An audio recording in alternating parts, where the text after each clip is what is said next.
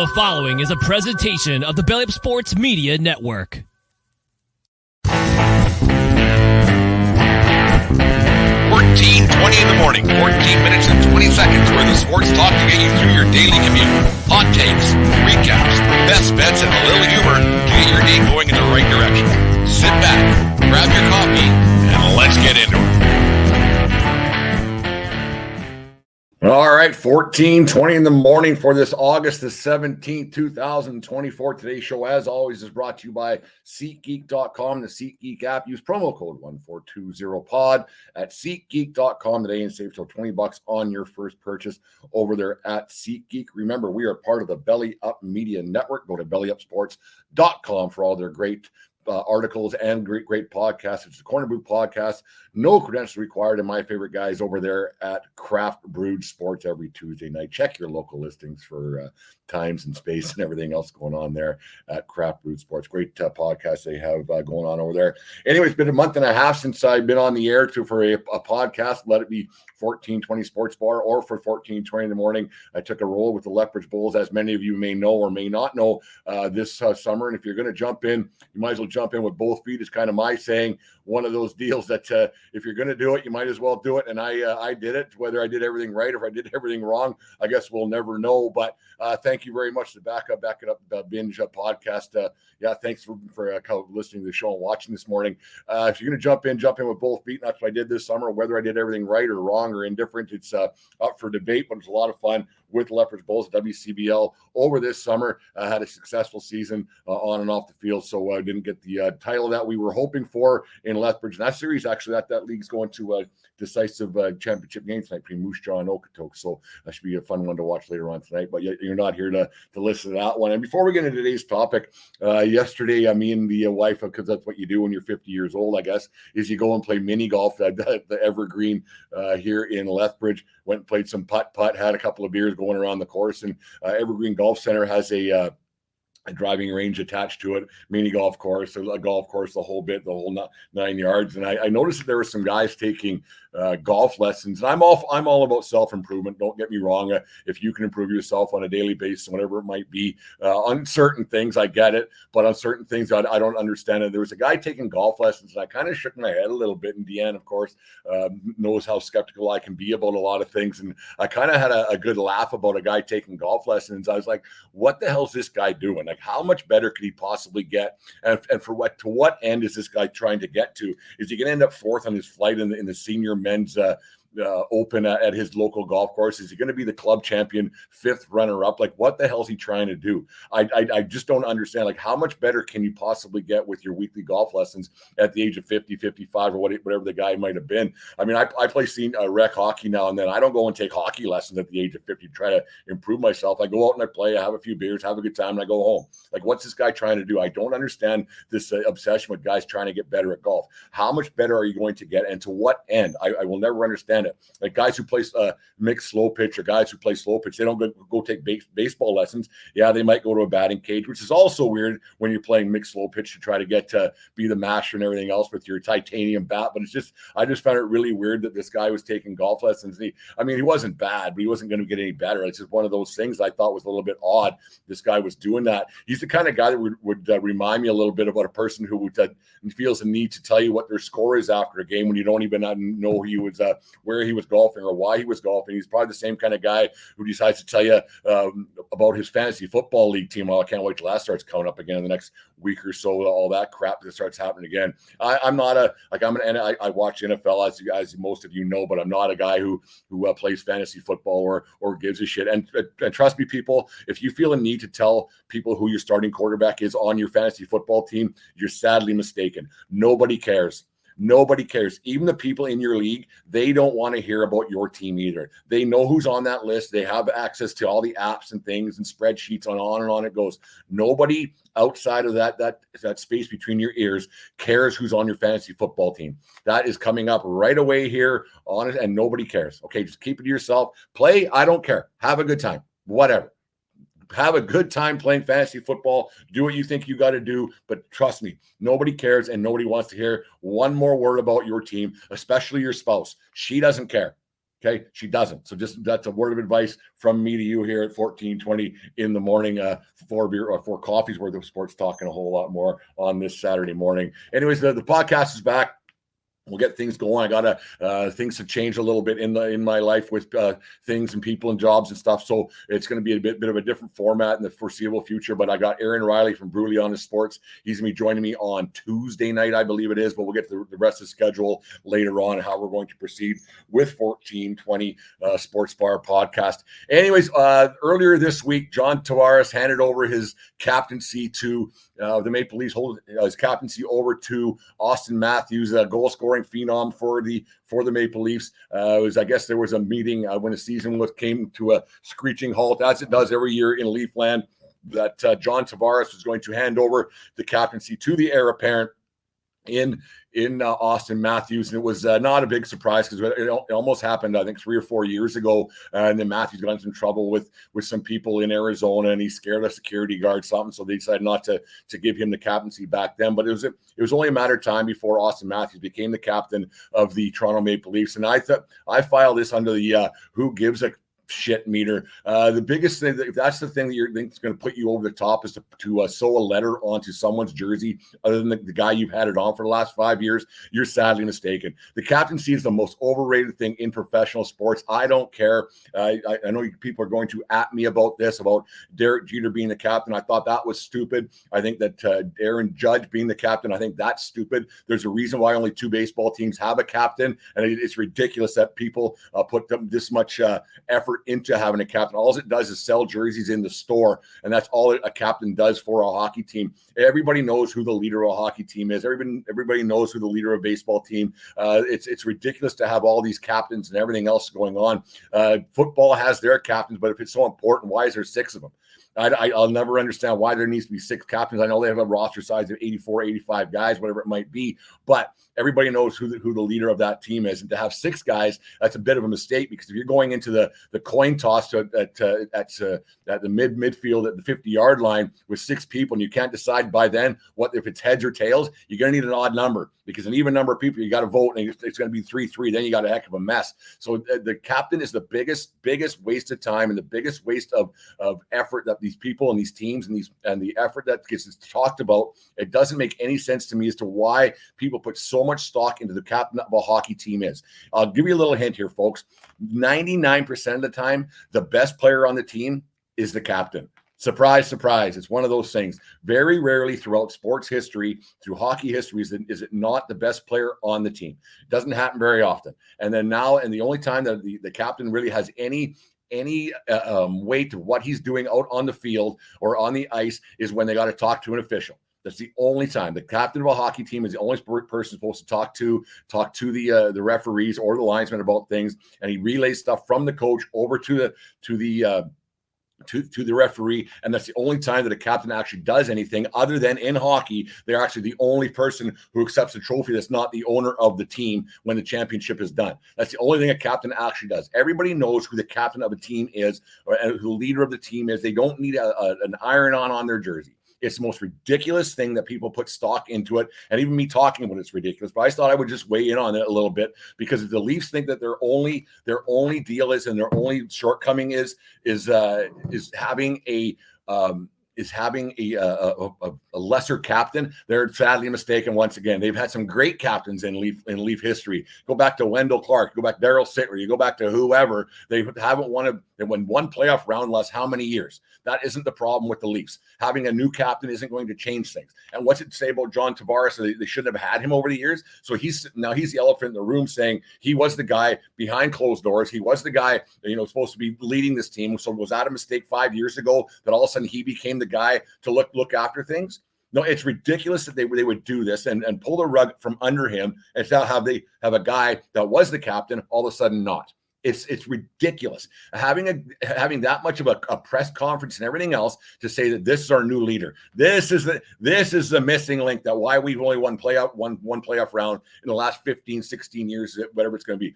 Here's the reason why. So a guy who was already on our team, already on our team for 8 years now. But you know what? We're going to put a C on him, and that's going to change the fortunes of our hockey club right on through. This guy who's always been on our team, who hasn't been vocal, he hasn't done what he was supposed to do. He's the guy. This is going to put us over the hump. Getting Craig Berube as the coach, great idea. 100%. Perfect. Done. New coach, new ideas, but taking a C off of a veteran, a guy who's well respected around the league, onto Auston Matthews, who is their best player. He's a goal scoring phenom. There's no getting around that. He's a great hockey player, but having him get the rug pulled under him of Tavares and putting it onto a guy who doesn't really show a whole bunch of emotion other than when he does score a goal, like most kids do nowadays. That's the only thing. I don't understand why they would do that and why that makes such a big deal. Who has the C? You go back to even the movie Major League. Everybody knew who the captain of the Cleveland Indians, I say it was the Cleveland Indians back there, Jake Taylor. When Dorn screwed up, Taylor went to him. You know, they didn't have a C on his jersey. And in baseball, they don't have C's on anybody's jersey. I think it's Judge and then the guy in Kansas City. I think it's only two captains in baseball. They don't have a C on their jerseys. It's ridiculous. Having this much weight on somebody who's the leader of a team, if you don't know who the leader of your team is, that's the problem. If you have to point somebody out and say, this guy is the leader, this guy's the one who's going to lead us to the promised land, that's the problem you have. If you need a captain, if you need something like that, you're going nowhere fast. The best player on the planet, and it ain't close, Connor McDavid is the captain because he is the best player on that team. Is he the most vocal in the dressing room? Who knows? You go back to the 2003 Edmonton Oilers, 2004, whatever year it was, when they almost won the Stanley Cup out of nowhere, and Jason Smith was the captain of that team. Jason Smith wasn't the most vocal guy. Jason Smith's a warrior, hell of a defenseman.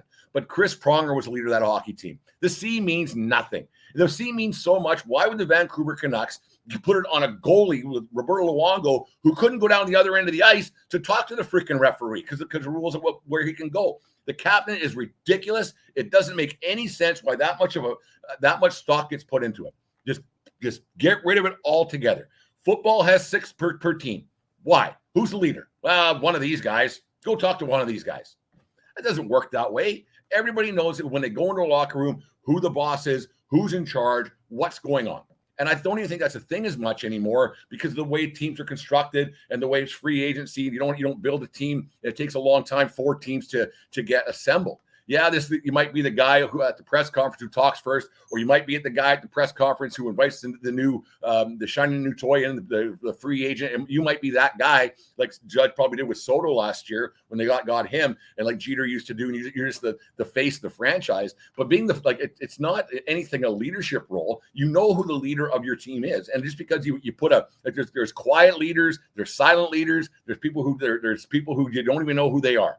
Who got a C on their jersey. They're just the best player on that team, or they got the gift of the gab. It's ridiculous to think that that's going to change things. And for the Leafs to parade out Doug Gilmour and Wendell Clark and on it went in that press conference last week was a little bit embarrassing because they didn't win anything either.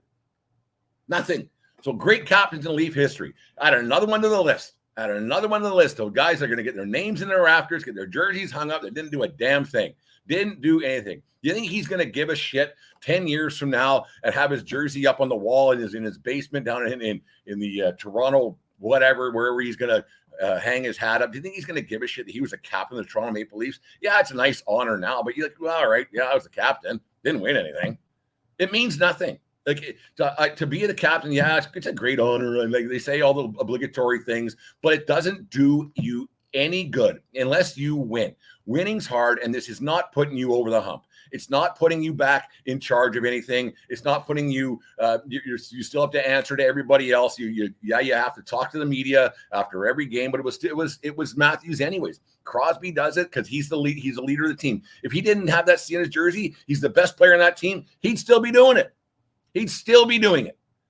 Captains, assistant captains, on and on it goes. It makes zero sense to me. Baseball has the one guy. I'm not sure what basketball has. Football, like I said, has 6 captains. Some teams actually have 7, which goes against the rules. But what are rules? Who cares when it comes to a guy has a C in a jersey? All it does is inconvenience the person in the locker room. It inconveniences the person in the locker room who has to sew the things on the jerseys, the trainer or the athletic staff or whoever might be doing it. It's ridiculous. It sells jerseys. People are so stupid. They probably went and got a brand new jersey with a C on it that Matthews for $199.99 from Fanatics. Things going to fall apart in a week and a half when they could have just went down to the local thrift store, got a C and sewed it on themselves. That's how stupid people are when it comes to this crap. Yeah, I got a new Auston Matthews jersey with a C on it. Who cares? It's stupid. Having these press conferences and naming these guys and on it goes. The new captain of this team, the new captain of that team. You know what it matters? June, when they call the guy's name to get a Stanley Cup. That's when it actually matters. The rest of it does not matter. Auston Matthews this is when it'll matter. It'll never happen. Never. Shouldn't say never. Never is a long time because they did add a couple of nice players with Ekman Larson and Tanev. So that was a thing that didn't get enough press this summer. But putting a C on a guy's jersey, well, that's the end of the day. By adding a couple of players, we won't talk about that. Who cares?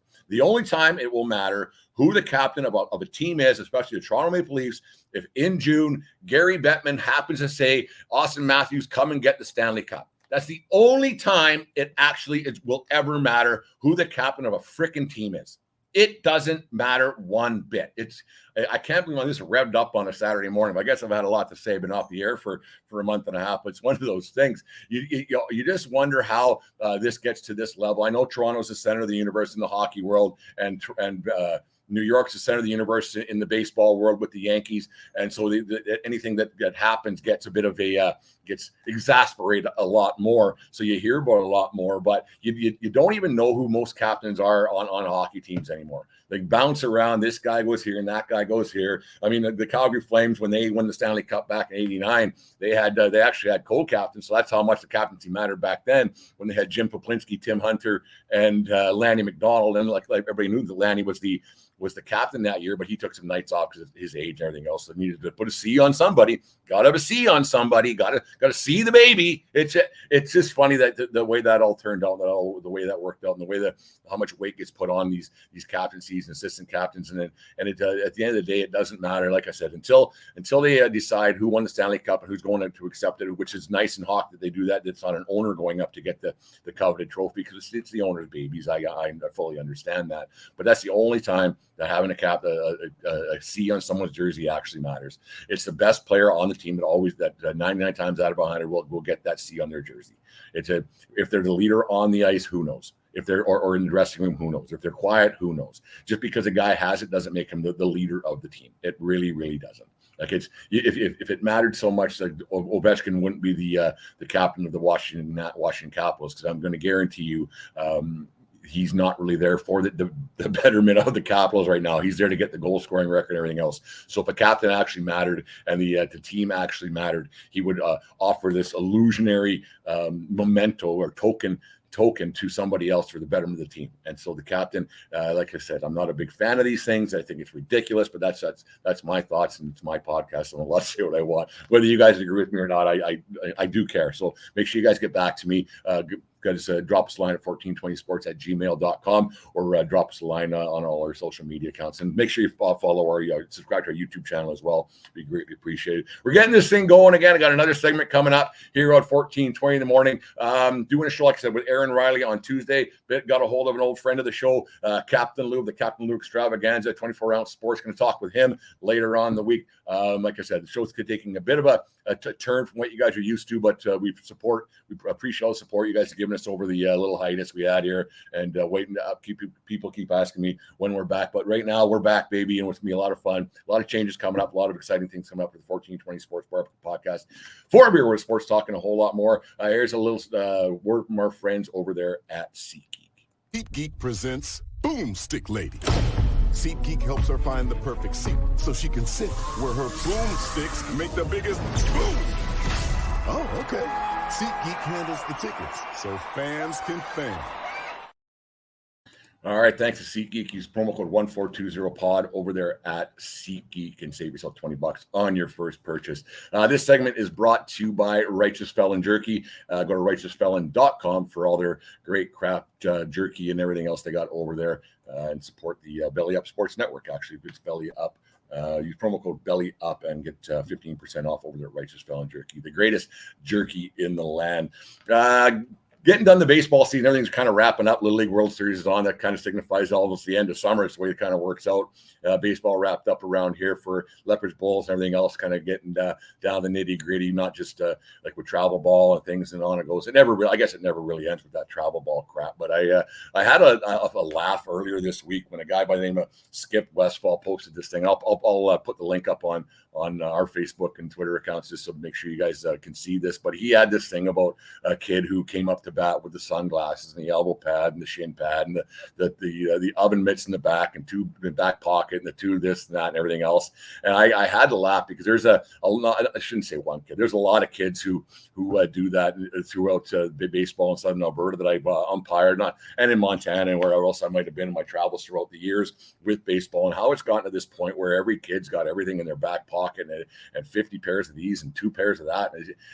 My word of advice to, because the people who listen to my show probably isn't that demographic of the people who I'm talking about, but it's the people that buy this crap for these kids. It's got to come. A little word of advice, parents: stop it.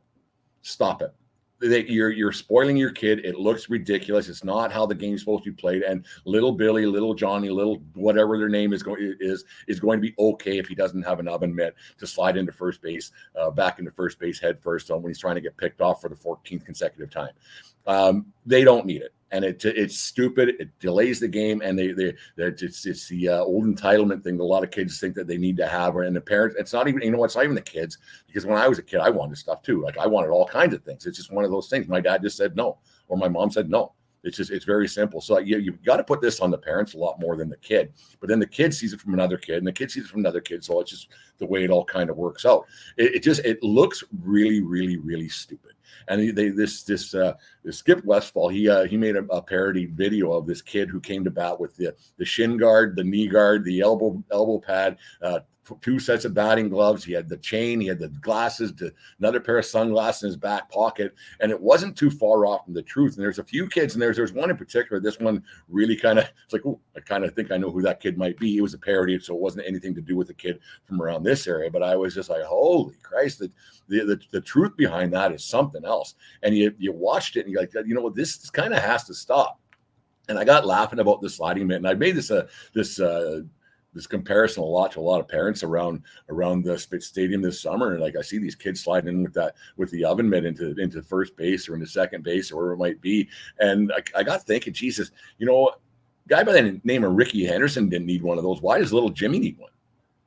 Why does Jimmy need two pairs of batting gloves, like one to steal and one to hit? And the kid's hitting 143, so he barely gets on base anyways. And a lot of times these kids slide feet first regardless. So I don't know what the oven mitt is for. I just don't understand why these parents allow it. Another thing that I got a kick out of, like when this kid got a hit, and all of a sudden he's hitting 148 on the season with a bunt single because he's not very good. He does the hands across the chest, saying for my team. Most of these kids don't even know what team they're playing for. With all this travel baseball, they go from team to team over the weekend. There's such a lack of team with all these kids and all these travel ball teams and everything else. I know it sounds like old man get off my lawn, but it kind of made a lot of point that Skip Westfall made of this video. Like I said, it's kind of an eye opener and a shocker that it's not just me making fun of this and me talking about it. I just find it crazy that these kids get all of this stuff. Pitchers are throwing 48 miles an hour, so the exit velocity off their bat is 22. Like, how much could a foul ball off your foot hurt at that point? Yeah, you could break your foot. I get it. An odd thing. I'm a guy on the Bulls that happened to him this summer. An errant foul ball off his toe that ended up breaking his toe, so he was out for the better part of the season. But all these kids who wear these elbow pads and everything else, and why can't a kid? I asked this question when I was on the field a lot this summer. Like, a kid finally gets a base hit. He's got an elbow pad on, a shin guard on, and 2 batting gloves. So he gets all the way to second base, hits a double. Why can't he run the rest of the way with that crap on? And how heavy are this kid's batting gloves where he can't just put the freaking things in his back pocket instead of having the coach run across the field, put them in his pocket. Why can't a kid just carry these gloves? He got all the way to second. Why can't he just keep going? It slows the game down, and it's an expense you don't need. Parents, you have to start saying no. You have to start quitting keeping up with the Joneses, having all these game changer and videos and this and that and walk-up music for all these kids. Like, I don't understand it, and it starts at a young age. And another thing I want to touch on that made me laugh, like earlier this summer, I got asked to go and help with a little league game. It was a Friday night at, 6 o'clock or something. And just 10, 11-year-olds, 11, 12-year-old kids. And they're all nice and polite and fun. And they were having a good time. And the parents were all having a good time. And then I got thinking, when do these kids turn into little pricks? Because at 11, 12, they're all pretty good. They're having a good time. They're very polite. Thank you, sir. They're not cussing out the umpire, saying thank you, Blue. But then when you get to the next level, when they're like 14, 15, they just turn into little arrogant pricks. And I'd like to know when that occurs. And then later on, I mean, I guess I was too when it comes down to it. And then later on, when they're 22, 23-year-old baseball players playing college baseball or maybe onto the WCBL or wherever it might be, they seem to be pretty good guys. Like, where is that occurrence where it all changes? It's odd to me that there is a thing. But my advice to you parents out there is really honest to God, you have to quit it. You have to get control of your kids. You have to get control of this showing everybody up attitude. And I get it. I sound like an old man. Get off my lawn here. But it's a bad look for your kids. It's a bad look when they have the arrogance that they have. It's a bad look for the team. It's a bad look when this kind of stuff happens. Like, it was a really funny video poking fun at not just the kids who do it, but it's a funny video letting at the way the coaches allow this stuff to happen, the way the parents allow it to happen on a daily basis. It just doesn't make any sense to me how baseball has changed from one extreme to the other. Was the other way good, where you couldn't have any fun? No. Was this, and is this way fun? I don't think it's fun. I think it's grandstanding and ridiculous. I think it's a bad look. I think it's borderline embarrassing what some of these kids get away with, what some of these kids do. But it comes back to the parents and the coaches. They have to be adults in the situation. Say, you know what? Stop it. Just stop it. If they aren't doing it on TV, about in college baseball, sometimes they do. But if they aren't doing it there, if Ricky Henderson, the greatest to ever play the game, in my opinion, if he wasn't doing it, and Rick had some swagger. Rick didn't mind getting out of the box, and Rick didn't mind telling everybody how great Rick was. Rick didn't care about John 316 because Rick was hitting 320, right? So, but if those guys aren't doing it, you get pimping out of the box a little. I get it a little bit. You're excited, and if you don't want to have someone bat flip on, you don't give up a 3-run home run. I get it, but this grandstanding and this equipment and on that these kids get, and the way that they're just entitled, and little Billy and little Johnny, parents, you guys have to put an end to it. It's not good for minor sports. It's not good for what minor sports is supposed to be about. It classifies the game. It classifies everything. It puts people in a different pecking order, and it's a bad look. And most of the kids who do that, they turn out to be pretty bad kids. They're the kids who are doing this with all the stuff. They aren't good kids. And I'm saying that as an official. I'm saying that it's on the field. I'm saying that as a person who's around the ball field a lot. And you watch these kids who are doing it.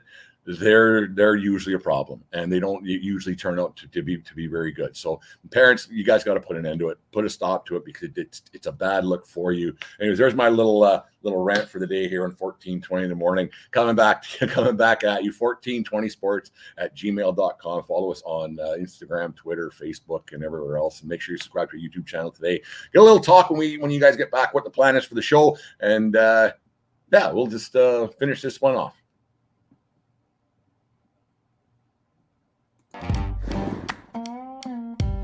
Righteous Felon Craft Jerky is the official jerky of Belly Up Sports. For over a decade, Righteous Felon Craft Jerky has led the American meat snack revolution by concocting delicious, adventurous, U.S.-sourced jerky recipes for uncompromising carnivores across the country.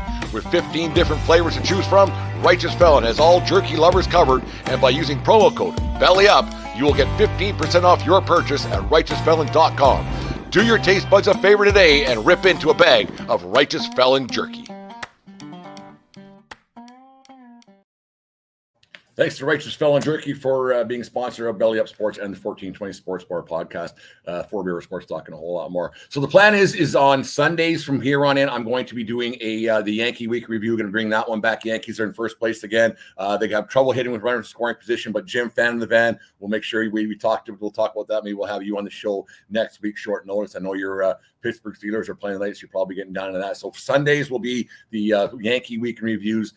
Monday, I won't be putting a show on. It's Deanne's second 21st birthday. So one of those things. So we're gonna have a little shaker here for her, a little gathering for her birthday. Tuesday got Aaron Riley coming on, and then we'll have the Monday, Thursday rotation like we always had. And then on Saturdays, we're going to be doing the 14:20 in the morning. I want to have that as kind of not our flagship show. I'd like to make this one into we'll get good guests and make a person's Saturday morning sports go-to show every Saturday here from 1420 World Headquarters. So a few changes. There's an elephant in the room that I may or may not discuss at a later date, but right now is really not the time to talk about that. But anyways, thanks for everybody who watched this morning on YouTube or Facebook, wherever you were. Little rant about captains. Go back and listen to it on the podcast form. Talk to people about the show. Get it out there. Go to SeatGeek.com and use promo code 1420pod. Thank you very much for everybody who watched and listened and got us back doing this again. Go to 1420sports at .com actually and check what some other stuff we got going on there. Change is coming. Things are good. We're back in the saddle again. Thank you very much for watching today. And remember, it doesn't matter where you are. It's who you're with. Have a great day, folks, and we will talk to you again tomorrow. You just listened to the 1420 Sports Bar podcast. 4 Beer with Sports Talk and a whole lot more. We are part of the Belly Up Media Network. Let's get into it.